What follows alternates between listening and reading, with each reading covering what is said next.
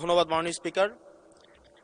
মাননীয় স্পিকার, বর্তমানে আমাদের আসন্ন পরিবেশ সংকট এবং পরিবেশকে সামনে রেখে মানবিক বিপর্যয় রোধে এবং কিছুদিন পরে আমাদের বর্ষাকাল রয়েছে, সেটি রোধে আমরা দেখতে পাচ্ছি বাংলাদেশের যতগুলো নদী রয়েছে, নদীর যেই চর এবং নদীর পাড় সংশ্লিষ্ট যে জমিগুলো রয়েছে সেখানে অবাধে মাটি কাটা হয়, সেখানে ড্রেজার দিয়ে মাটি কাটা হয় এবং সেটির কারণে যেই অংশটি থেকে মাটি কাটা হয় এর আশেপাশের জমিগুলো হচ্ছে আপনার বিপন্ন হয় এবং কৃষি উৎপাদনমুখী করা যায় না, যার ফলে যেটি হয় আমাদের বন্যার সময় যে নদীর পাড় যেগুলো রয়েছে সেগুলো ভেঙে যায় এবং বন্যার সময় আমরা হচ্ছে যে ক্ষতি হয় সেই ক্ষতিটি 2 গুণ বা 3 গুণ বেড়ে যায়।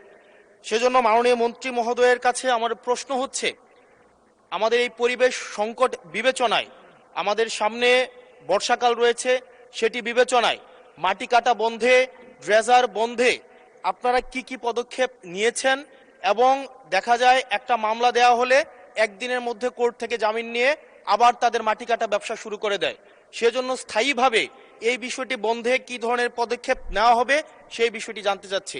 ধন্যবাদ। মাননীয় মন্ত্রী।